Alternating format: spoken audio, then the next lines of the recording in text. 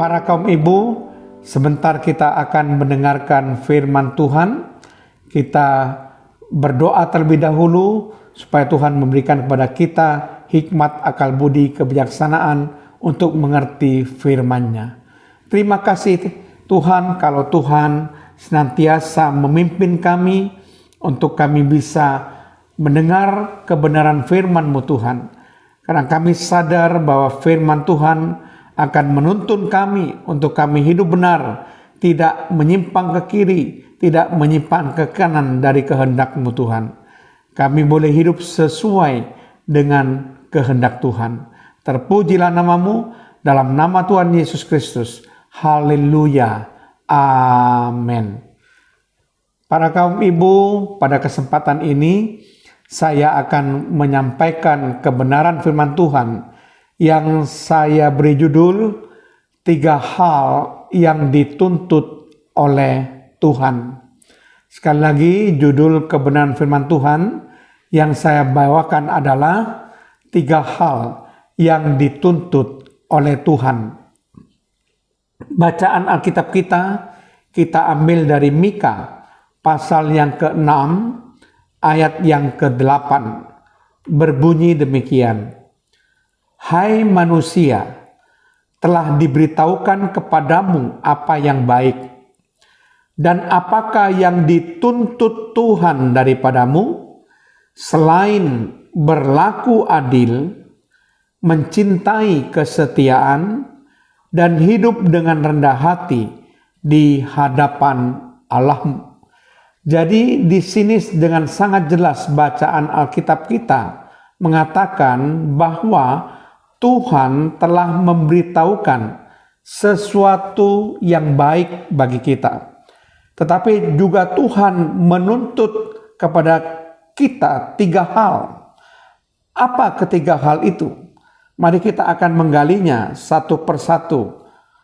Yang pertama disebutkan di sini, berlaku adil.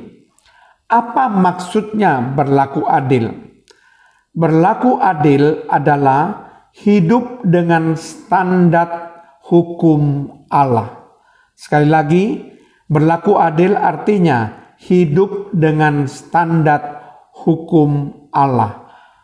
Kalau kita jabarkan, itu adalah melakukan apa yang benar, bertindak dengan adil, kejujuran, dan integritas dalam segala perbuatan kita, yang tidak bertentangan dengan hukum Allah.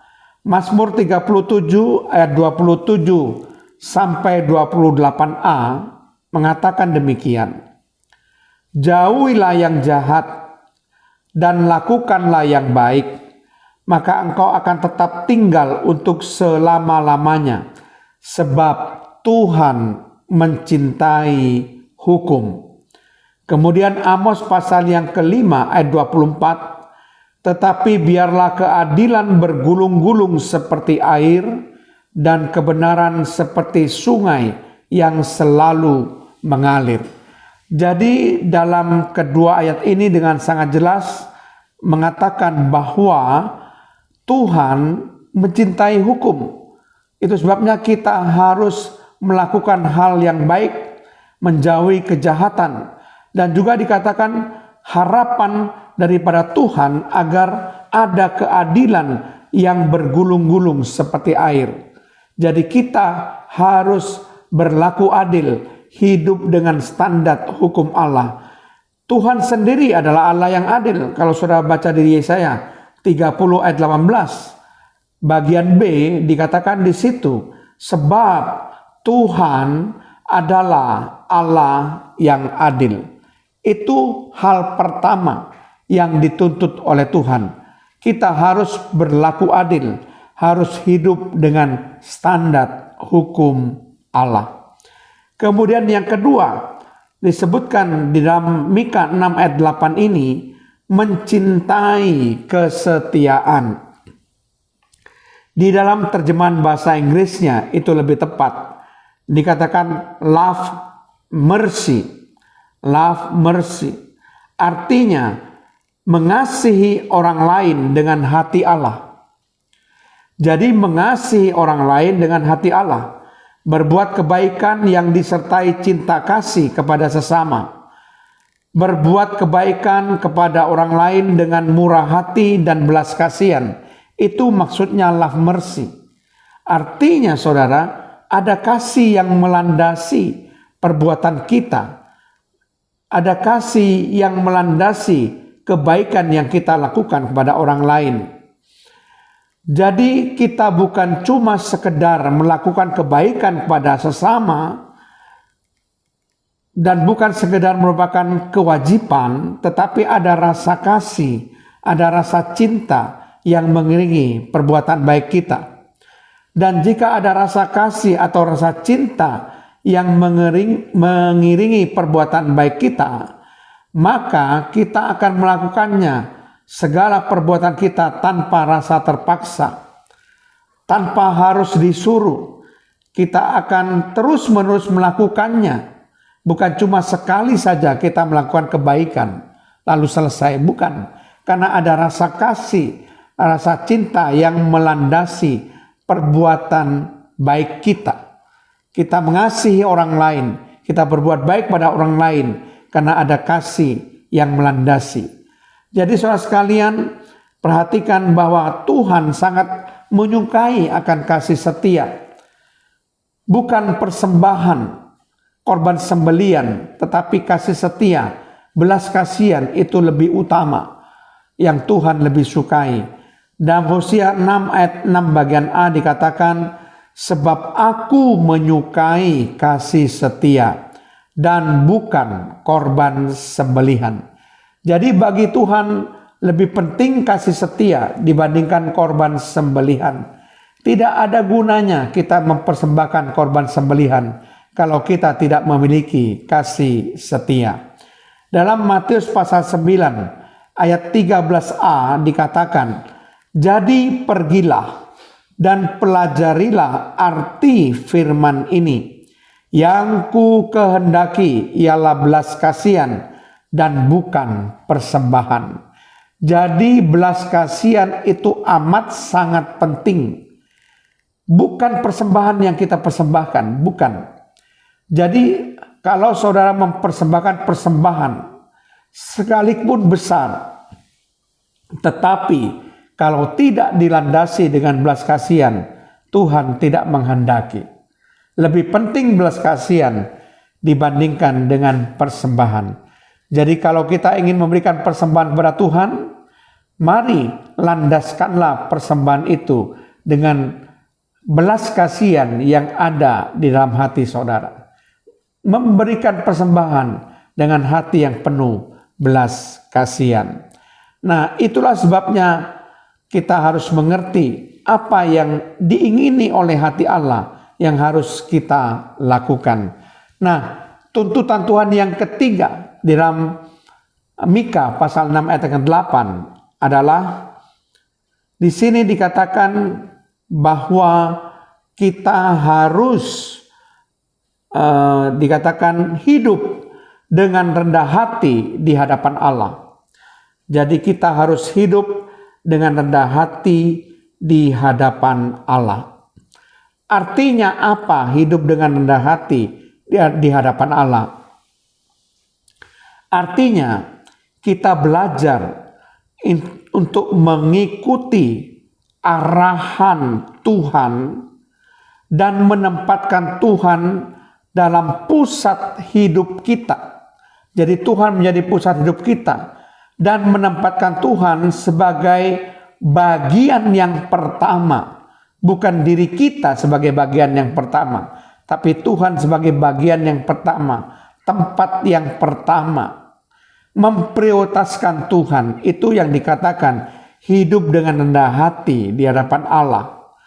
Jadi saudara sekalian, kita harus mengerti siapa yang menjadi pusat hidup kita, bukan diri kita, tetapi adalah Allah.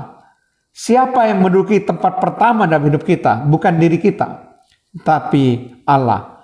Itulah yang dikatakan rendah hati. Menempatkan diri kita itu bukan mendahului Tuhan atau di atas Tuhan, tapi menempatkan Tuhan di atas kita. Nah, apa kata firman Tuhan di dalam Yakobus 4 ayat yang ke-6? Tetapi kasih karunia yang dianugerahkannya kepada kita lebih besar daripada itu. Karena itu ia katakan, Allah menentang orang yang congkak, tetapi mengasihani orang yang rendah hati. Jadi Allah menentang orang yang congkak, orang yang sombong, orang yang tinggi hati. Tetapi Allah mengasihani orang yang rendah hati. Itu sebabnya jangan meninggikan diri, tapi rendahkanlah diri kita di hadapan Tuhan. Jadilah orang yang rendah hati. Demikian juga Lukas pasal 14 ayat yang ke-11. Sebab barang siapa meninggikan diri, ia akan direndahkan. Dan barang siapa merendahkan diri, ia akan ditinggikan. Jadi firman Tuhan ini, saudara, jelas sekali memberikan suatu nasihat. Jangan kita meninggikan diri, tapi kita harus merendahkan diri. Karena ketika kita merendahkan diri, Tuhan akan meninggikan kita. Juga di dalam 1 Petrus 5 ayat yang ke-6, karena itu rendahkanlah dirimu di bawah tangan Tuhan yang kuat, supaya kamu ditinggikannya pada waktunya. Nah, ini ayat yang sama, senada dengan Lukas pasal 14 ayat yang ke-11. Kita harus merendahkan diri di bawah tangan Tuhan yang kuat. Sehingga nanti pada waktunya kita akan ditinggikan oleh Tuhan. Jadi Tuhan sangat suka kepada orang yang rendah hati. Apa yang terjadi, saudara, kalau kita sombong, kalau kita tinggi hati, kalau kita congkak? Nah, kita akan baca Amsal 16 ayat 18. Kecongkaan mendahului kehancuran, dan tinggi hati mendahului kejatuhan. Jadi jelas kalau kita congkak, maka kita akan mengalami kehancuran. Kalau kita tinggi hati, kita akan mengalami kejatuhan. Kita harus hati-hati dalam kita bersikap. Jadi itu sebabnya kenapa firman Tuhan menuntut supaya kita berlaku rendah hati di hadapan Allah. Karena kalau kita congkak sombong, saudara, kehancuran menanti kita. Kita akan jatuh, saudara, kalau kita tinggi hati. Itu sebabnya, saudara, itu yang akan dialami oleh orang-orang yang congkak, orang yang tinggi hati, orang yang sombong, yaitu kehancuran dan kejatuhan. Amsal 15 ayat 33b mengatakan, dan kerendahan hati mendahului kehormatan. Tetapi sebaliknya, bagi orang yang berlaku rendah hati, maka dia akan mendapat kehormatan. Nah, saudara, kita sudah belajar mengenai 3 hal yang dituntut oleh Tuhan dalam Mika pasal 6 ayat yang ke-8. Yaitu yang pertama, berlaku adil. Dan yang kedua, mencintai kesetiaan. Dan yang ketiga, hidup dengan rendah hati di hadapan Allah. Amin. Saya harapkan para kaum ibu sungguh-sungguh memiliki ketiga hal ini. Sebab inilah yang dituntut oleh Tuhan dalam hidup kita. Menjadi kaum ibu yang berlaku adil. Menjadi kaum ibu yang mencintai kesetiaan, menjadi kaum ibu yang hidup dengan rendah hati di hadapan Allah. Mari kita berdoa. Terima kasih Tuhan, kalau hamba-Mu sudah menyampaikan kebenaran firman-Mu, supaya para kaum ibu ini juga melakukan ketiga hal yang dituntut oleh Tuhan dalam hidup kami. supaya kami Tuhan boleh berlaku adil, mencintai kesetiaan, hidup dengan rendah hati di hadapan Allah. Karena Tuhan suka kepada orang-orang yang rendah hati. Orang yang rendah hati akan ditinggikan Tuhan pada waktunya. Orang yang rendah hati akan mendapatkan kehormatan. Tetapi orang yang tinggi hati, yang congkak, orang yang sombong, maka mereka akan mendapatkan kehancuran dan kejatuhan. Jauhkanlah kami dari segala hal yang membuat kami hancur dan jatuh Tuhan. Supaya kami tidak berlaku sombong dan tinggi hati maupun congkak. Terpujilah namamu, di dalam nama Tuhan Yesus Kristus. Haleluya. Amin.